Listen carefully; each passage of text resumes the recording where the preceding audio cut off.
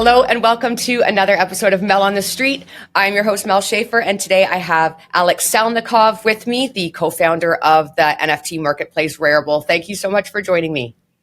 Hello, Mel, and yeah, thank you so much for having me here. So, to start off with hitting the nail right on the head, are NFTs dead? That's a great question. Many people are trying to answer that right now.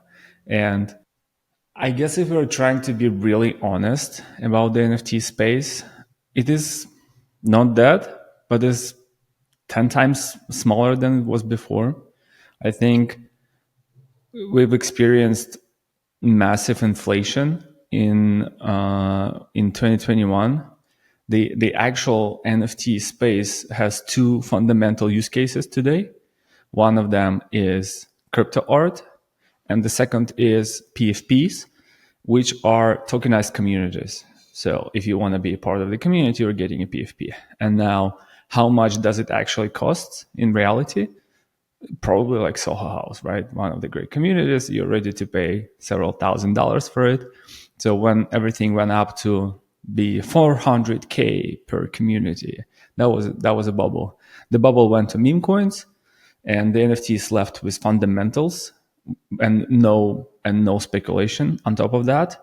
And that's why people are thinking that it's that. But in reality, the real size of it was always like this. And everything on top was a bubble. That's why people think that. Now, I'm like myself deeply dissatisfied with the size of the market still. I think we could have be better even with these use cases. I think we could do like music, we could do socials, and it's sad that it's not happening yet. My thesis on it is that we probably need to solve blockchain scalability first. For that, we need to solve, is Ethereum layer 2s are going to feel normal for consumers, or is there going to be another chain? So at some point, infrastructure will be fleshed out and the consumer applications will come. And that's when we're going to see the resurgence of all things with NFTs. And that's why we need to wait and see how the infrastructure layer is going to be fleshed out. Okay, so is it a shift instead of a collapse, or it's like we're just going to go down a little bit and before like a transformation happens? And what does that mean for creators? We're already down. So this is probably among the lowest it's ever going to be. So the bubble popped in the end of 2022, and since then it's been just like deflating. And by now, pretty much all the air is out of it. What it means for creators is that it's the hardest time they're going to experience, and then that they're going to some of creators who stayed might see that their market share is actually growing, their mind share. Like there is maybe hundreds of artists that stayed in the space. When the space is going to grow again, they will all like see that they're growing with the space. So you talked a bit about how communities may be involved, or how the evolution of NFTs will become community based. What do you see that is exciting for you, or what sort of NFTs are you seeing, or projects are you seeing that are the most exciting? The most exciting is, for me personally, is the social aspect. I think my whole thesis about Web3 is that the Web2 was based on email is your identity, and Web3 is based on the fact that your wallet is your identity. So such applications as Farcaster or Rodeo or Zora or games, the new era of consumer applications, the whole internet will be rebuilt the same way. And of course, the biggest applications in general on the internet, probably the biggest daily active user application on the internet is Instagram. So the biggest, if we rebuild the whole internet with the new framework, with the new architecture in mind, the biggest application will also be social. We will have Web3 Messenger, we will have Web3 social network, we'll have Web3 games, and Web3 social networks will be the biggest applications in the Web3 world. So this is the most exciting part for me, and there's multiple applications, and all of them incorporating NFTs somehow, right? Farcaster started with NFT tab. Now they removed the tab, but the mini apps will use NFTs. Rodeo is built entirely on NFTs. Lens social network is built entirely on NFTs. So all of this potentially, like, this is about like NFTs being dead. The biggest app in crypto will be probably built on NFTs and will be social. So what's Rarible doing? What do you have upcoming? What is Rarible doing that's going to take control of the situation, and that there maybe is a bull market eventually coming? Right now, Rarible is taking very, very down to earth steps. At the big picture, Rarible is uniquely positioned to capitalize on any NFT movement because we have a technology, a very fundamental technology. It's called Indexer, that whenever you interact with anything on the blockchain, it's actually hard to go and read what has happened on the blockchain. So whenever you interact with the blockchain through your application, there is a backend that tells you, oh, something happened. So we have a backend that scans all the blockchains that we support, around 20 of them now, scans all of them from beginning to end, takes all NFTs from this and loads up into our database. So when the biggest application is going to be built with NFTs, our backend, our infrastructure is going to support that. We're going to know about all NFTs created on this biggest application. And then we can build different applications on top of that infrastructure. Right now, the application we are building, as I mentioned before, the blockchain space goes through scaling moment. Ethereum is going to layer 2s. Solana, Sui, all of these fast chains are competing for how the fast blockchain is going to look like. And so, because we support this movement by supporting all the new chains that are coming out, we're multi-chain NFT marketplace for tokenized communities. The latest chain we launched is Mega ETH, one of the greatest examples of how Ethereum will scale.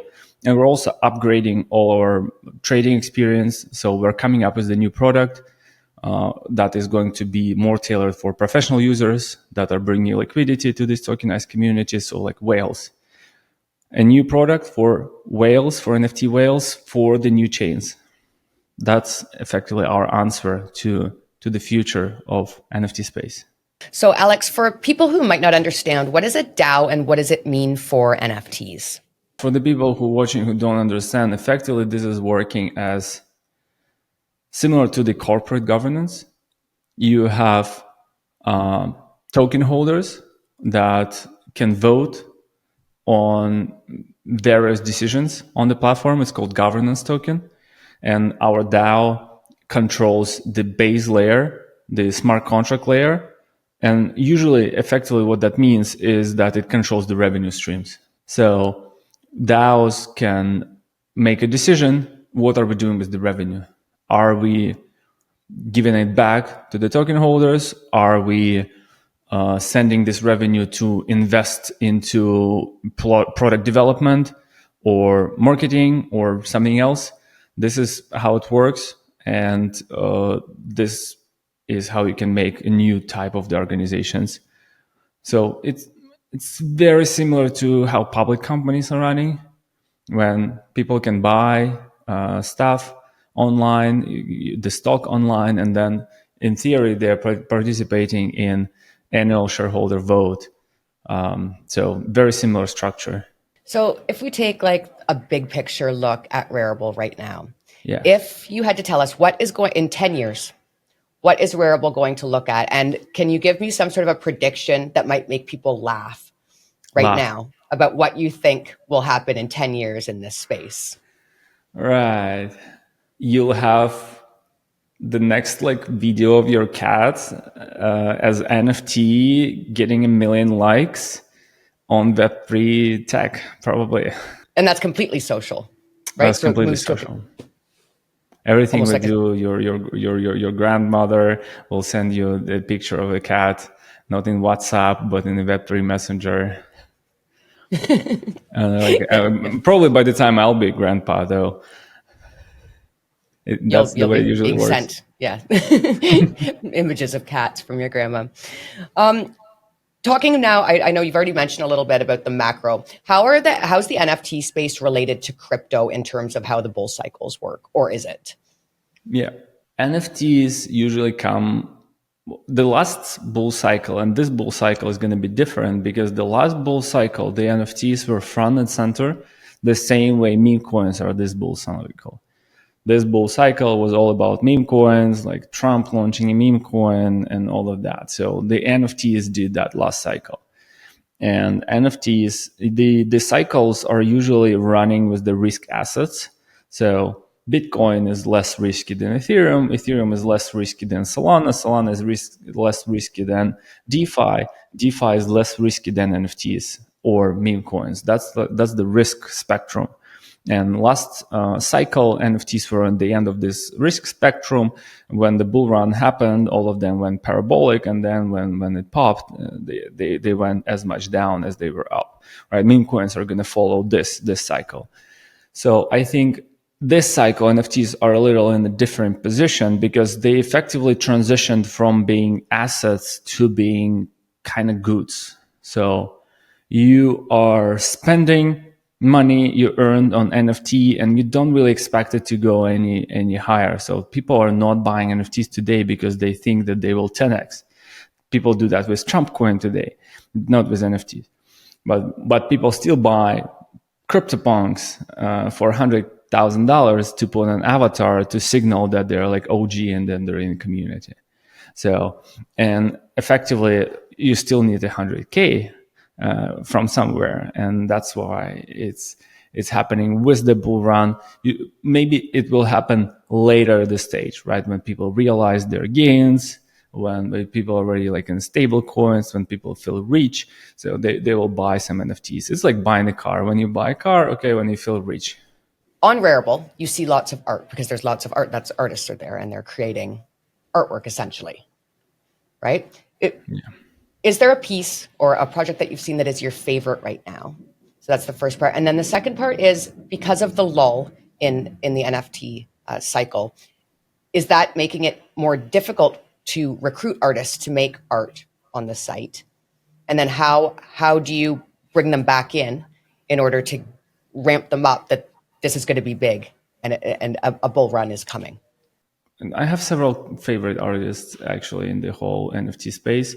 One of them is like our top sellers, Lirona, with a collection called Boys.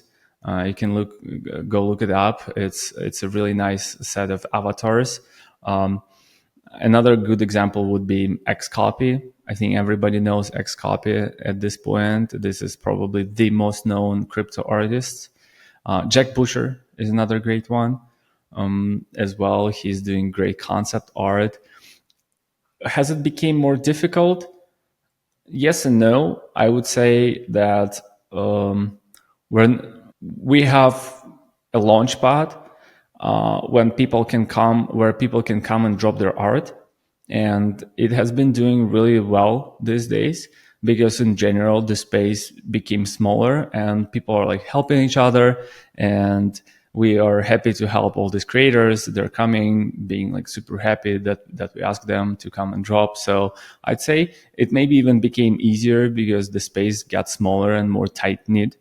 But of course, there's like on a larger scale, there's like way less artists. Many people who came into the 2021, they felt like, oh, this space is not ready for me yet, and then they maybe left. So are NFTs? Is it? You said tight knit. So are the artists and the buyers all within the same community, or is there a different use case for NFTs? Is there a use case? Like Justin Bieber back, he bought that Bored Ape. I forget what it was, like 3.6 million or something, and they say it's worth like 60,000 now. So somebody like a celebrity, that's when all the celebrities were buying NFTs. What's the use case? Why would someone who is not involved already in the community purchase an NFT? Or is the use case evolving? The buyers and the sellers are generally in the same community, and by the same community, I mean crypto Twitter. It's in general like very wide crypto community that exists online and being supportive. They all follow each other. They see what's going on. And then at some point, you're seeing that there is a specific group which values resonate to you. So I was a holder of Doodle, for example, for a long time. And when Doodles when Doodles were launched, I was like, oh my God, the art of that is so clean, so aesthetic. It reminds me of Apple Card, Apple presentations. It's like, it's incredible. And then basically I saw all the cool people on Twitter, designers, product people, aesthetically demanding people to have this doodle. So I was like, oh, I want to be part of this community. Today, if I scroll my Twitter, there is lots of people that are a part of CryptoPunk community, and they're like very respected. So, and that makes me want to buy CryptoPunk. And this is the great example of how these communities work. There is a chats where people, like My Lady would be another example. It's a hardcore underground culture community that are cool guys, cool kids. If I have a My Lady, I'm a cool kid. And they also post some meme coins in their community that are gonna rip. So I want to be there. Gotcha. So does this help recruit then people from outside the community into the community? Yeah. Okay. And so somebody goes and they buy an NFT. What do you do with it? Okay. You take a picture, you put it on your avatar on Twitter, and you post a message. Hello, community. Congratulations. I'm now a holder of this piece. I was always wanting to be part of your community. Welcome. And everybody answers you, hey, great, welcome, we love you, thank you for being a part of the community. Can you please join our Telegram chat or our Discord chat? You go there, you talk to the people online, they say, hello, what are you doing? You're like, well, this is what I'm doing. They're like, nice, let's meet in person. You live where? In New York, Toronto? Okay, let's meet up. And now finally, suddenly you have like several very aligned friends and you start to talk crypto about them, and then you join a meme coin together, and then, oh, wow, let's make a project. Okay, you're a co-founder now. Oh, nice. Now you have a meaning in career. So this is, it brings a lot of value to people actually on like this longer time horizon. So with that in mind, and this is the last question I'm going to ask you, do you see a future ever when digital ownership is bigger than physical ownership? Right. That was, I have a quote in one of the earliest interviews back in the day. Now I live like in a house or in something like that. But back in the day in 2022, I was nomad.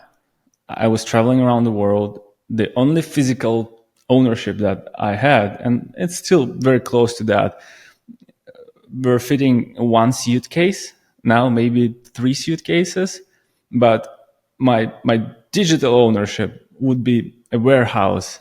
It's already the case for most of the people actually that don't realize that. Okay, you rent an apartment, you have a couch, you have a bookshelf, you have a car maybe, and then you have an iPhone with terabytes and terabytes of photos and videos. You have enormous Spotify gallery. You have all your social media posts, all your friends. So your digital part already for most of the people that are spending time on the internet is like more valuable than the physical one. Imagine you're a digitally native person. What does it mean? You work online, you're a creator, you work in marketing, you work anywhere like operations, sales, whatever. You have nothing physical. You're left on another country. What do? You go buy an iPhone and suddenly you have all your life back. So it is already truly the case for digital ownership. Is just now we're working on the way to transform this digital ownership into more like a user-centric way than the company-centric way. Today, like Spotify owns all of your gallery and other things, but we want the user to own that. But it's already the case for many, many people. Yeah, and this is the same argument of why it's better to own Bitcoin instead of gold, Exactly. right? You can't transport it, right? Gold, like Germany is worried that the United States is going to take their gold, right? It's the argument is still the case. If Germany owned Bitcoin, nobody's worried that somebody else would take their Bitcoin. Yeah, yeah, yeah. Well, thank you so much for joining me, and I look forward to meeting you at Consensus next month. Same here. Thank you so much for having me.